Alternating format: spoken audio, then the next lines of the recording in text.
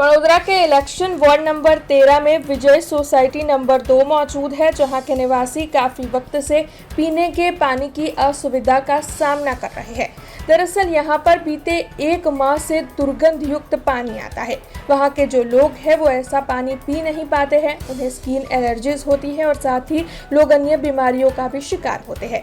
वैसे वहां के जो निवासी हैं उनकी ओर से 1 माह पहले से ही इस मामले की जानकारी प्रशासन के पदाधिकारियों तक पहुंचाई गई है, लेकिन इन सभी निवासियों की ओर से ये आरोप लगाए जा रहे हैं कि प्रशासन से उन्हें अभी तक कोई भी सहयोग हासिल नहीं हुआ है। इस तरीके से बुरा और दुर्गंध वाला पानी आने के मद्देनज़र उन्हें काफ़ी दिक्कतों का सामना करना पड़ रहा है।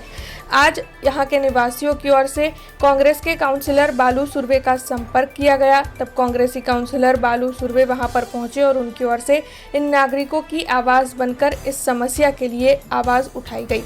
इसी के साथ काउंसलर बालू सुर्वे की ओर से ये भी कहा गया है कि अगर गिनती के वक्त में यहाँ के निवासियों की समस्या नहीं सुलझी तो फिर वो निवासियों के साथ मिलकर गांधी जी के मार्ग पर आंदोलन करेंगे। वैसे एक और तो वडोदरा महानगर पालिका के पदाधिकारी वडोदरा शहर में विकास के बड़े बड़े दावे करते नहीं थकते हैं, लेकिन यहाँ पर एक इलाका है जो पीने के पानी की असुविधा का ऐसा सामना कर रहा है। तब इस मामले में आखिरकार वडोदरा महानगर पालिका के पदाधिकारी कोई संज्ञान क्यों नहीं ले रहे हैं, ये सवाल यहाँ जरूर उठता है। आरवी देसाई रोड बकरावाड़ी पासे अहीं आगळ छेल्ला 1.5 महीनाथी गंदू पाणी आवे छे। कोर्पोरेशनना ऑनलाइनमां वारंवार कम्प्लेन करी होवा छतां कोर्पोरेशनना अधिकारीओ कोई पण प्रकारनुं ध्यान दोरेल छे नहीं। अमे सत्तावाळा कोर्पोरेटर तथा कांग्रेसना कोर्पोरेटर श्री बाळुभाई सुर्वे तथा जागृतिबेन ने पण वारंवार आनी रजूआत करी छे। आजे बाळुभाईए जात माहिती लई अने चेक कर्युं छे अने आ गंदा पाणीनो निकाल माटे अमने खातरी आपेल छे। पण शुं के 1 महीना 1.5 महीनाथी आ थई छे। अमने हवे अमारी धीरज खूटी गई छे। अमारे त्यां सीनियर सिटीजनो बीमार थया छे, छोकराओने इन्फेक्शन थयुं छे। आना बधा मेडिकलना रिपोर्टो छे।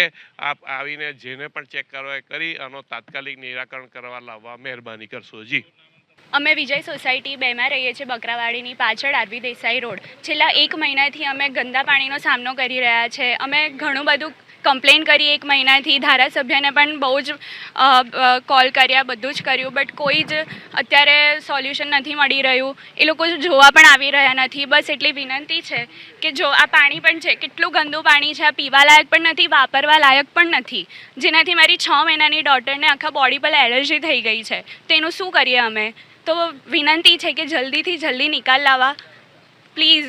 બધું જ અમે ટાઈમ ટુ ટાઈમ ભરીએ છીએ, તો એનો શું ફાયદો? અને અમારી સોસાયટીમાં અડધાથી ઉપર સિનિયર સિટીઝન રહે છે અને બંગલા નંબર 120માં તો એક આંટી એટલા બીમાર પડી ગયા છે કે એ બોલી પણ નથી શકતા। हमसे जुड़े रहने के लिए हमारे YouTube चैनल को सब्सक्राइब करें और नई वीडियो की नोटिफिकेशन के लिए बेल आइकॉन को दबाएं।